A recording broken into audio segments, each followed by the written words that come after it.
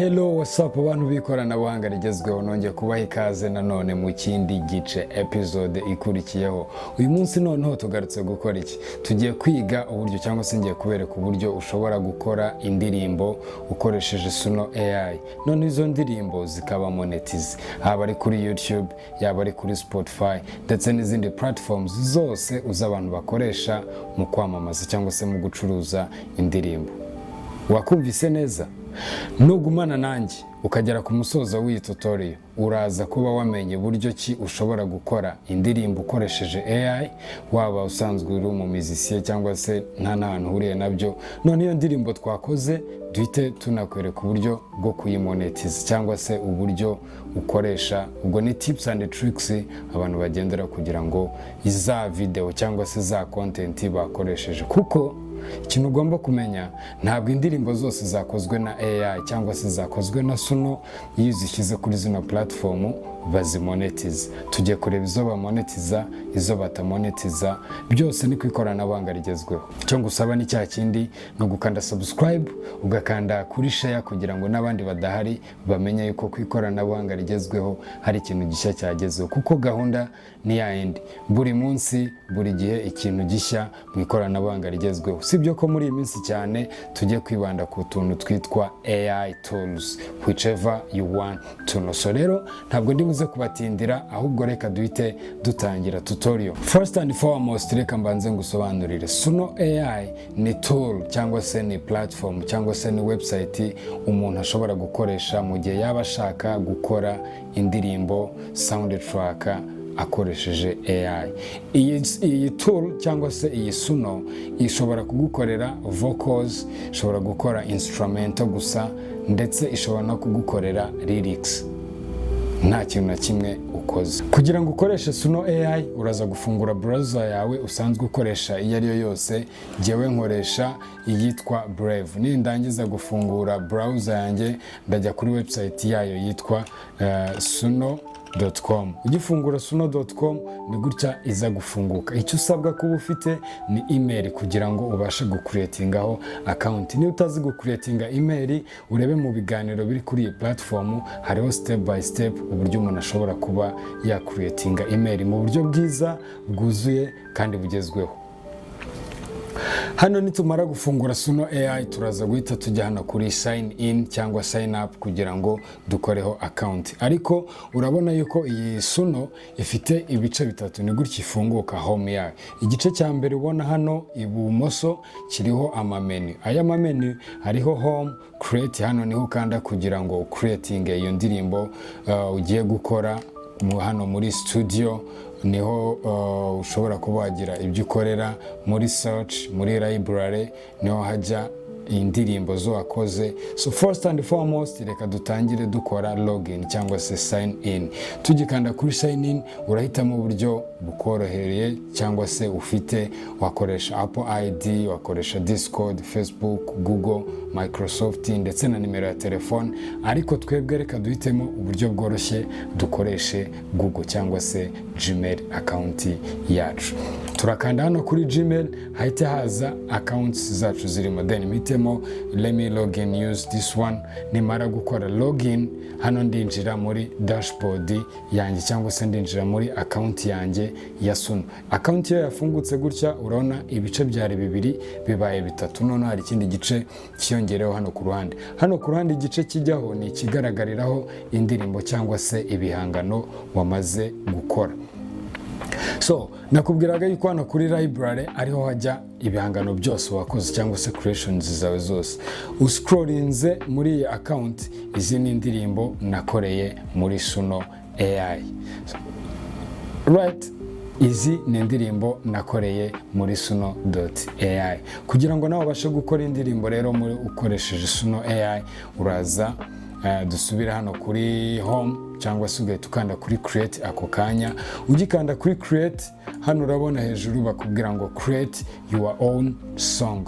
To create your own song, hano nibwo usobanura cyangwa se udescribinga indirimbo ushaka gukora iyo ari yo. Gusobanurira indirimbo ushaka gukora uhitamo genre cyangwa se style ishobora kubirimo. Ushobora kuvuga either gospel, EDM, Afrobeat, amapiano, trap.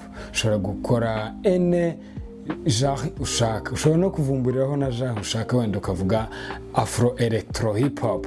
Ibyo nabyo birashoboka. Wowe hano niho ushyiramo indirimbo ushaka kuza gukoresha. Hano hejuru niho uhitamo modo wowe ushaka gukoresha. Harimo 5 niyo latest. Iyi latest I prefer ko ari umuntu wese yagakoresheje, cyangwa se ukaba wahindura bitewe, kuko zino modo zimwe zirishyurwa izindi ntizishyurwe. Ndaza kukwereka impamvu wakoresha modo iri premium cyangwa se pro version. Ariko firstly turaza gutangirana n'iyi ngiyi iri free. Tubanze dukore iyi ndirimbo, then twebwe reka dukoreshe 3.5 kugira ngo dukore iyi ndirimbo. Hano rero niho nakubwiye ko usobanuriramo iyi ndirimbo. Ushobora either gushyiramo lyrics zawe, ushobora gushyiramo sample ya audio ukanze hano.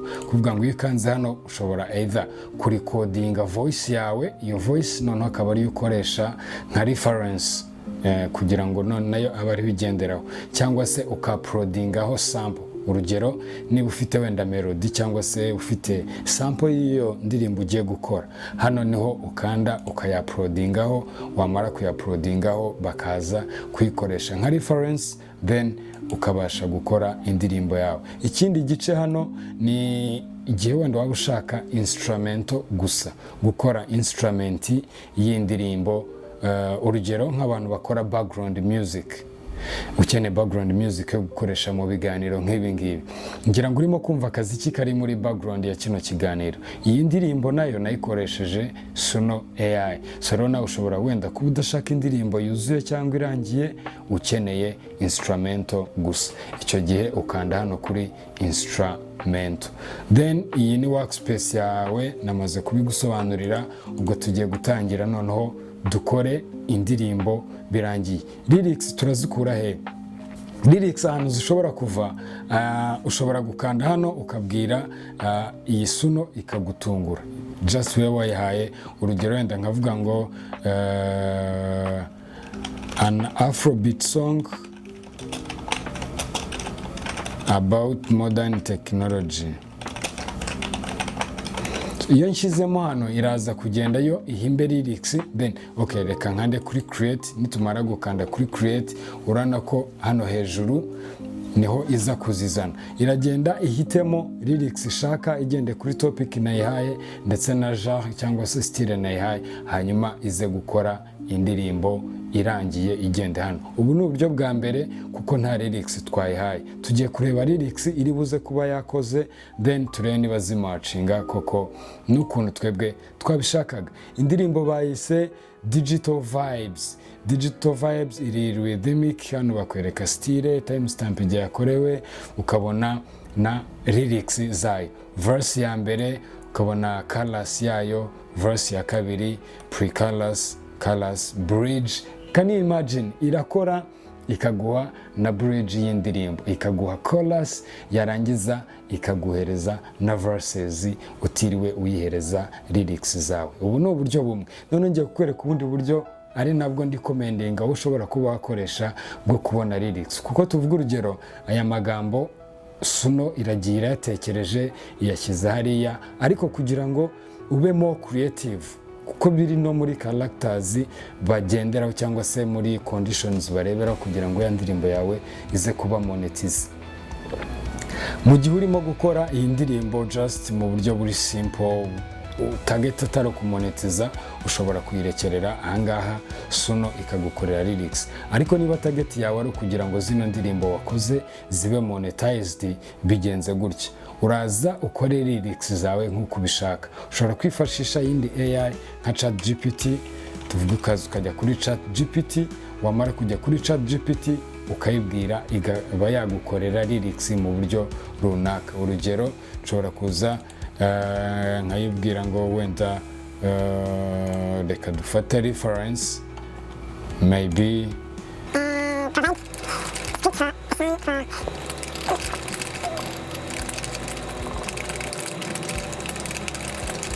hano tubwiye iyi ChatGPT ngo ni dukorere lyrics z'indirimbo ivuga kuri digital technology mu Rwanda. Noneho tujye kureba lyrics igiye kuduha, tuzicustomizinga uko dushaka, nitumara kuzicustomizinga duhita tuzihasuno. Urabibona yuko hari lyrics ChatGPT imaze kunkorera. Hano nayo nyibwiye ngo ninkorere indirimbo ivuga kuri digital technology in Rwanda. Ikintu nkoze isimpa lyrics mu Kinyarwanda. Kuvuga hano iyo urimo gukora lyrics ushobora ku instructing ururimi ushaka ko iza kuba ivugamo cyangwa se iyo ndirimbo yawe irimo. Zino lyrics ChatGPT yamaze kunkorera, ndasubira kuri Suno AI kande kuri create, nimara gukanda kuri create mpite nkanda hano mvuge ni that is it, nzipestingemo. Nimara kuzipesting kuko hano hari ahantu hari ngo lyrics, you clickinze kuri lyrics bahita bakubwira ngo okay pastingamo hano style ushaka niye. Style nshaka wenda ndashaka yuko ibiri muri Afrobeat. Ushobora gukanda hano kuri advanced ugahindura customizations uko ubishaka. Mu gihe waba ufite paid plans ukanda kuri create, iraza gukora indirimbo noneho igendeye kuri za lyrics twebwe twayihaye. Reka tubanze twumve iza mbere ya creatinze kuko hano nibo wabibonye neza. Twahisemo gucreating indirimbo ariko baduhitishamo variations twakora. Rero ifite variations zigera kuri 4. Iya mbere digital vibe ifite umunota umwe, turayiplayinga twumve.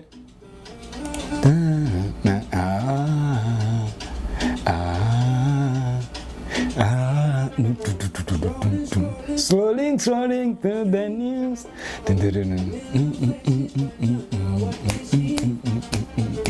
So iyi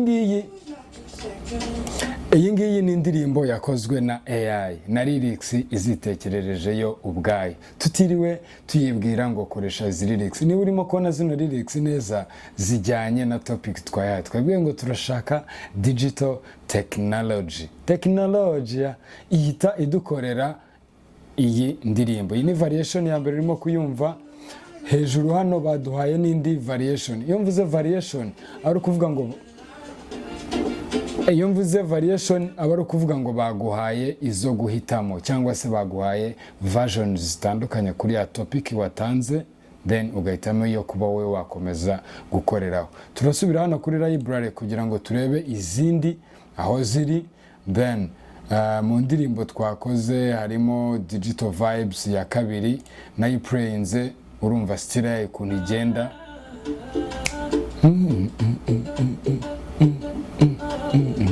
Urumva yuko ifite akantu itandukanyeho gatoya n'iriya ya mbere baduhaye. Then iya kabiri nayo ijya kumera nk'iriya ariko utandukanye.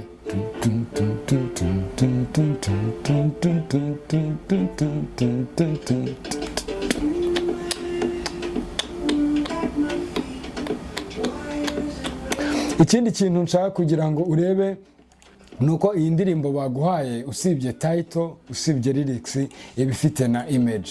Kuvuga ngo baguhereza ifoto yayo bijya gusa. Iyi foto ushobora kuba wayikoresha kuri cover, hano ushobora kuba wakwandikamo cyangwa se ugafata iyi foto ugakoresha iyindi AI tool nka Banana cyangwa se Sora cyangwa se n'iyindi yariyo yose yaba na Canva, ugahita ukoramo artwork cyangwa se thumbnail cyangwa se release artwork y'iyi ndirimbo ushaka kuza gucuruza.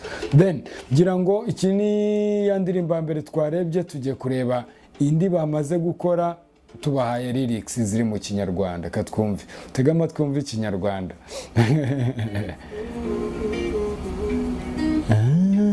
Gira ngo urabona lyrics z'indirimbo badukoreye, lyrics ziri mu Kinyarwanda.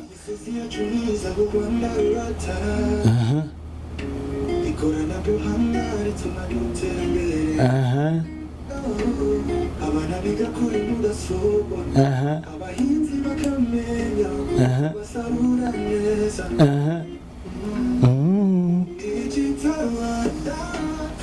Nzira cya twubaka ejo hazaza, twubaka ejo heza dukoresha ikoranabuhanga. Na AI iba yabitubwerega mu ndirimbo zayo.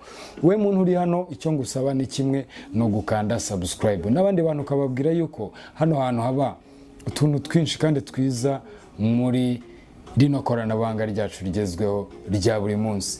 Iyi ngiyi ni indirimbo twakoze dukoresheje Suno AI. Tumaze kubona uburyo bwo gukora iyi ndirimbo, noneho tugiye kureba igikurikiyeho uburyo bwo kuextendinga. Dufatiye nko kuri iyi ngiyi iri latest, urabona ifite iminota 3. Iyi ni perfect iruzuye, ariko tuvuga urugero niba bageneratinze indirimbo ifite umunota umwe nk'iyi ngiyi, niba ifite umunota umwe ushobora gushaka wowe kuyongera cyangwa se ngo ibe nini, uyikandaho, wamara kuyikandaho ukaza kuri tuno tudomo dutatu, wamara gukanda kuri tudomo dutatu haza amameni atandukanye. Ushobora gukora remix, ushobora kujya kuri extend, ushobora kongera speed yayo, ariko icyo nshaka kugira ngo dukande kuri extend. Hano tugikanda kuri extend bahita bakubwira ngo ushaka ku extendinga he. Ushaka ku extendinga mu ndirimbo hagati aho irangiriye cyangwa aho itangiriye, ugashyiramo lyrics ushaka kongeraho, wamara kuzishyiraho then ugakanda kuri create. Bahita bahera hahandi wahisemo wowe, noneho bagahita bakora wa munota umwe, bagahita bongeraho n'icyo gice kindi wongereho. Ubu ngubu ni uburyo bwo ku extendinga ya ndirimbo yawe. Digital Citizen tumaze kureba uburyo bwo gukora iyi ndirimbo. Igikurikiyeho ari nacyo cy'ingenzi, igice cy'ibanze cyatuzinduye, ni ukureba ngo iyi ndirimbo tumaze gukora noneho ni gute dushobora kuyimonetiza, ni gute dushobora kuyishyira kuri YouTube, kuri Spotify ndetse no ku zindi music distribution platforms, igatangira kubyara amafaranga. Iyo urimo gukoresha Suno AI iguha ibice bibiri.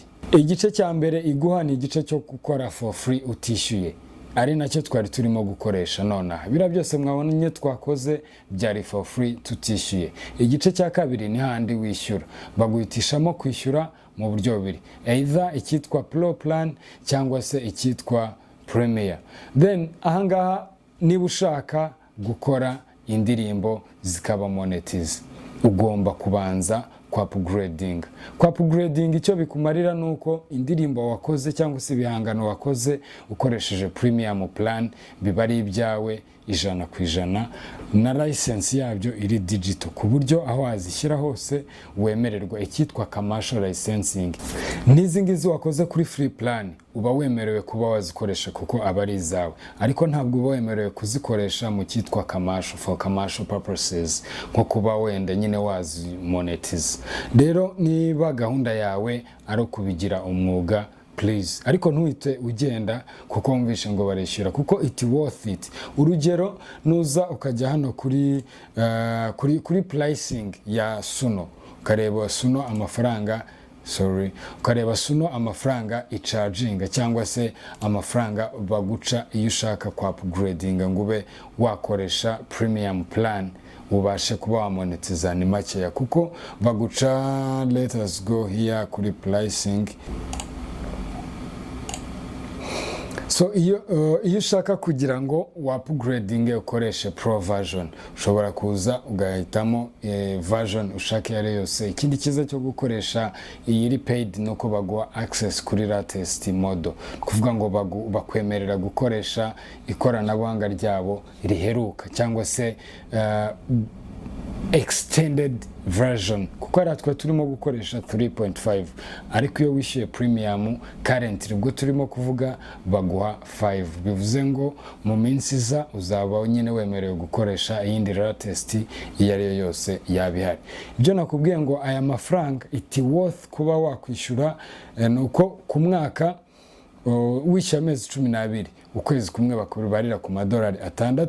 Ariko niba ushaka we gukora trying out ngo urebe niba koko n'ibintu wakoreyeho biba monetize, ushobora gukanda kuri monthly ukishyura $10, hanyuma ukaba wagira uburenganzira cyangwa se ububasha bwo kumonetiza za contents wakoze ukoresheje Suno AI. Ariko rero hari izindi plans ifite nyine za payment modes zayo, ko nakubwiye ngo dufite monthly, dufite free version, tukagira pro plan, tukagira premier plan. Hano uhitamo bitewe n'iri suitable n'ibyo ushaka gukora, kuko urabona hano kuzigereranya icyo imwe ifite n'icyo iyindi bura wajyamo ugakomparinga, then package ugahitamo bitewe na subscription inyuze target yawe cyangwa se icyo ushaka wowe gukoresha ibihangano wavanye muri suno. Hano iyo na recommendinga nk'umuntu urimo gutangira cyangwa se trying out, wakoresha iyi pro plan, hanyuma wamara kuyikoresha n'amayero 9 ariyo madolari 10, then ukareba ibirimo. Ikintu ugomba kwitondera cyangwa se kumenya nuko ibihangano cyangwa indirimbo wakoze mbere yuko wa upgrading, izo ngizo ntabwo uba ufite commercial license, ntabwo uba wazimonetiza ngo uzishyire kuri ziriya mbuga zicuruza imiziki. Ariko niba wamaze kwa upgradinga, indirimbo zose uri buze gukora nyuma yaho ziba zifite uburenganzira cyangwa se ufite license yo kuba wazimonetiza. Uburyo bwo kuzimonetiza rero, niba wamaze gucreating indirimbo hano muri iyi dashboard yawe muri suno.ai, indirimbo ikabirimo, uraza ukajya hano muri library kuri ya ndirimbo yawe, ugahita uyikandaho kugira ngo uyidownloading. Numara kuyidownloadinga, turaza wenda urugero dufate nk'iyi ngiyi,